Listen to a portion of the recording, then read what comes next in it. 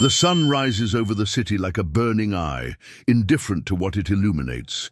Its rays bathe equally the alabaster walls of palaces and the unconscious bodies lying in the streets after another night of excess.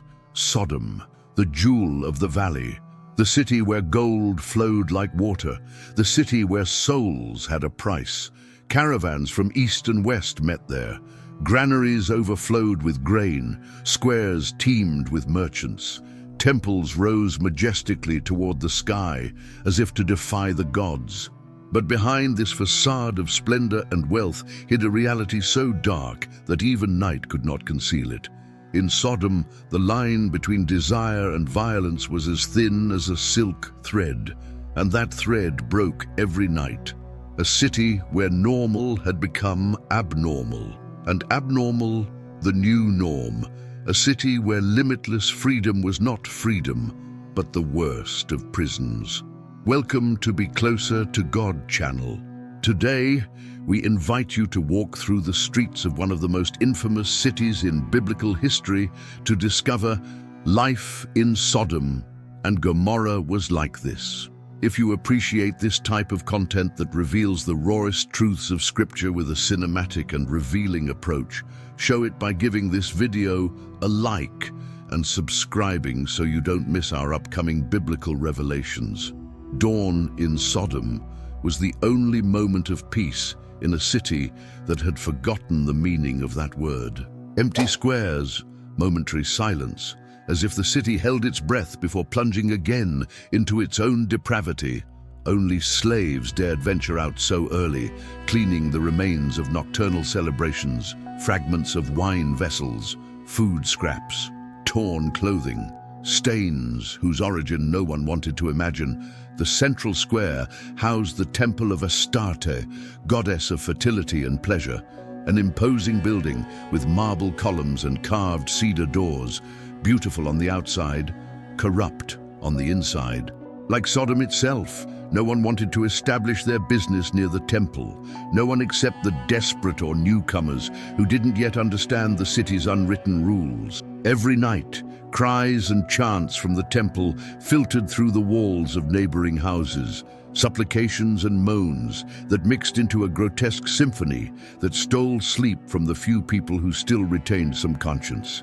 "It's our goddess's temple," the city judges would say with mocking smiles when someone dared protest. "If you don't like it, leave. There are 100 merchants waiting to take your place." And they were right. Sodom was immensely wealthy. Commerce flourished there like nowhere else in the valley. Everything converged in Sodom. Everything was sold in Sodom. Everything had a price in Sodom, even souls, especially souls. As the sun climbed, the city awakened. Burst the merchants, displaying their wares, silks from Damascus, linens from Egypt, purples from Tyre, colors that caught the sunlight and transformed it into promises of beauty and status. The first customers were always the most respectable. Wives of merchants and officials who came before the day's heat made it unbearable to go out on the street. They bought discreetly, bargained politely, paid with carefully counted silver coins. As the sun rose higher, the clientele changed. The priests and priestesses of the temple arrived, seeking fabrics for their rituals. They never asked the price. They never did. They simply took what they desired and left a purse of coins that always contained exactly half the real value. No one refused them anything in Sodom. No one dared. Simon the potter's story was a constant reminder to everyone. Simon had refused to deliver his best vessels to a priest who wouldn't pay for them. A courageous decision, a fatal decision. That night, as he dined with his family, a crowd surrounded his house. They weren't just priests. They were ordinary citizens, neighbors, people Simon had traded with for years. "Bring out the stranger who is with you," they shouted. "We want to know him." There was no stranger in Simon's house. Everyone knew that. But in Sodom, truth had long ceased to matter. They broke down his door. They dragged Simon to the square. What they did to him, what they forced him to endure before the eyes of his wife and children. The next day, Simon's family had disappeared. His shop was occupied by a new potter who smiled obsequiously at the priests and offered them his finest pieces. No one spoke of Simon after that. No one dared. In Sodom, silence was survival. Noon marked another transition in the city. The temple doors opened wide. Music began to resonate. Not the gentle music of harps heard in other cities. This was frenzied, hypnotic music that seemed to crawl under the skin and accelerate the pulse without permission. Priests and priestesses came out into the streets, dressed in transparent tunics that hid nothing. They carried cups of wine mixed with herbs that clouded the mind and inflamed the senses. They offered these cups to all passers-by, to locals, to travelers, to young, to old. Many accepted, some out of curiosity, others from pressure, most because in Sodom, refusing was dangerous. The few who still retained some conscience closed their shops during these hours. They lowered the curtains, they retreated to back rooms, they sat in darkness, counting their heartbeats, waiting for the procession to pass. But the sound of music filtered even through thick adobe walls, and with it, laughter that wasn't really laughter, cries that weren't of joy. In Sodom, pleasure and pain had long become indistinguishable. If this account touches you, if you begin to see how a society can normalize depravity step by step, show your commitment to this journey of discovery by giving this video a like now. Subscribe to Be Closer to God if you haven't already, and share in the comments what city and country you're joining us from today. Afternoon in Sodom brought with it a false sensation of normalcy. The temple processions ended. Markets filled again. Families came out to buy provisions for dinner. Families. A few still remained in Sodom. Fathers who tried to protect their children from the city's influence. Mothers who covered their little ones' eyes when they passed by the temple. They were becoming fewer and fewer. Each moon, a family would disappear silently during the night. They left without saying goodbye, without selling their properties, abandoning everything they couldn't carry.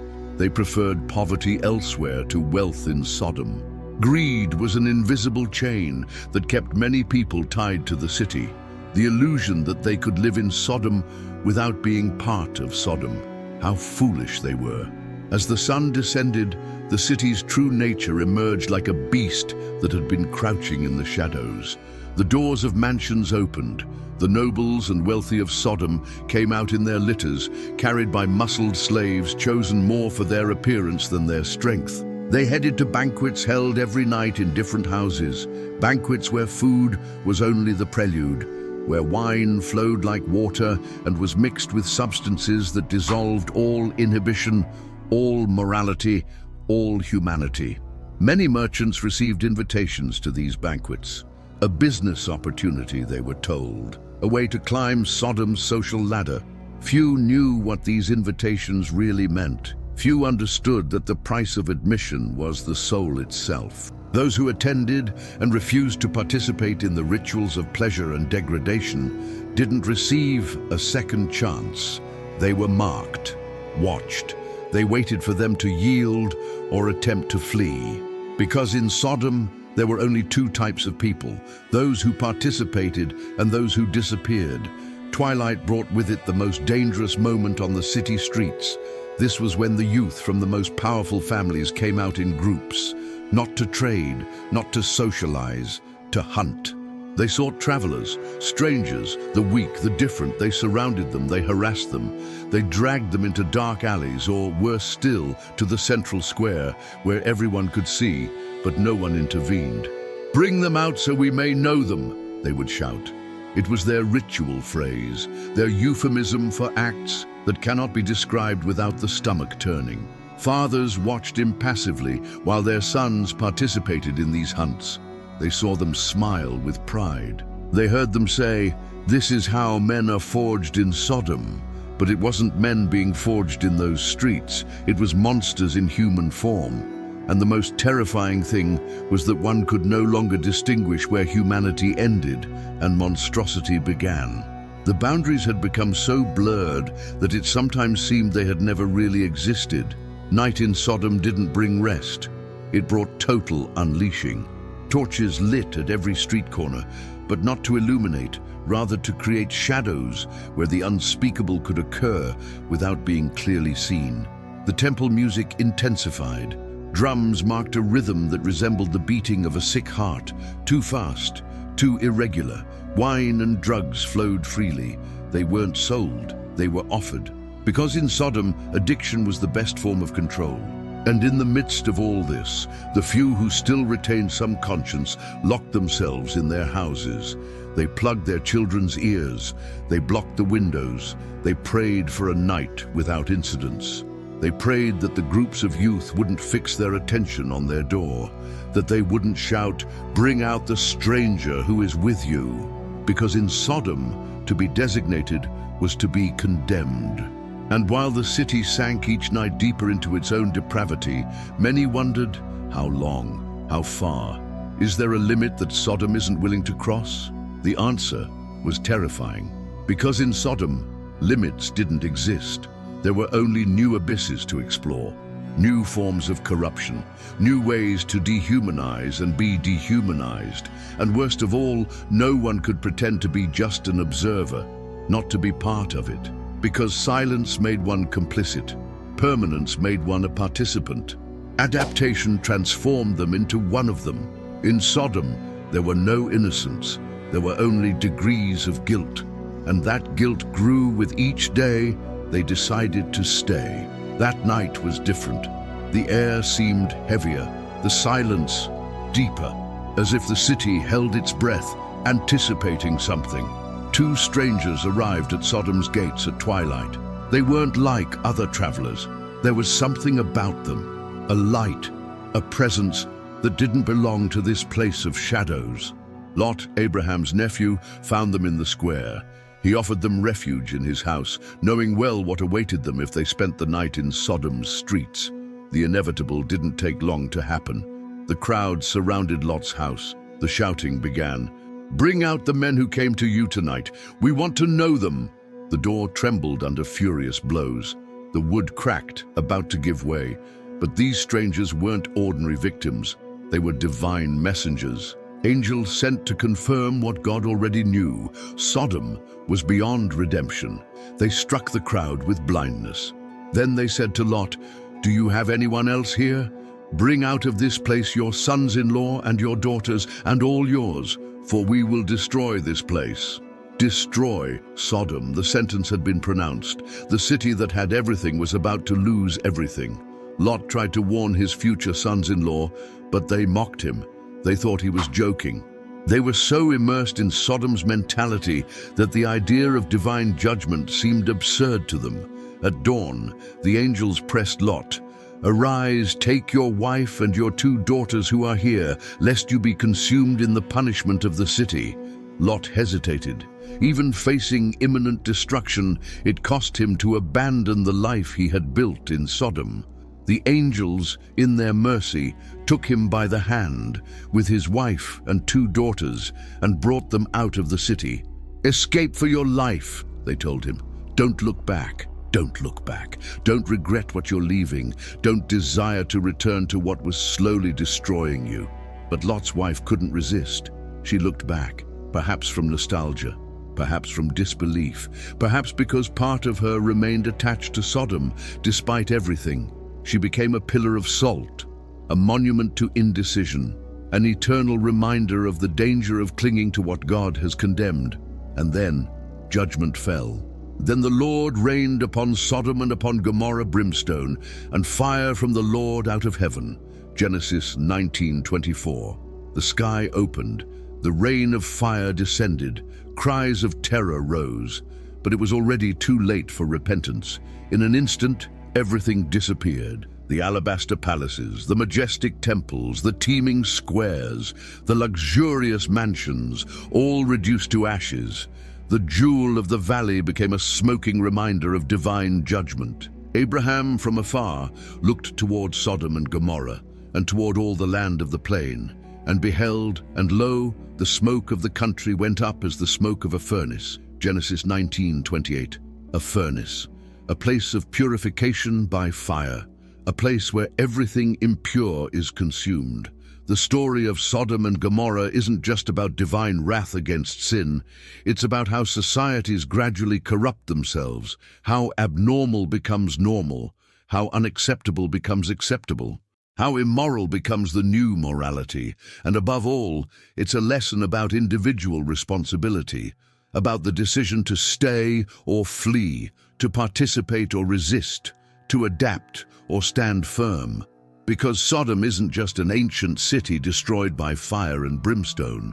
It's a state of the soul, a condition that develops when we allow compromise to replace conviction, when we choose comfort over conscience. The question isn't whether Sodom could happen again. The question is whether it's already happening, whether we're living in our own version of Sodom, normalizing what should horrify us, accepting what should be rejected. And if so, what will we choose? Will we be like Lot's wife, looking back with longing at what God has condemned? Or will we be like Lot himself, who despite his hesitation, ultimately chose to flee toward salvation? The choice is ours, but we must choose quickly, because judgment, when it comes suddenly. And then it's too late to change our minds. If this message has touched your heart, share it with someone who needs to hear this warning, who needs to remember that God's patience has limits, that His mercy, though great, isn't infinite. Thank you for joining us on this journey through one of the Bible's most sobering accounts. If you enjoyed this content, don't forget to give it a like, subscribe, and activate notifications so you don't miss our upcoming videos. Until next time on Be Closer to God.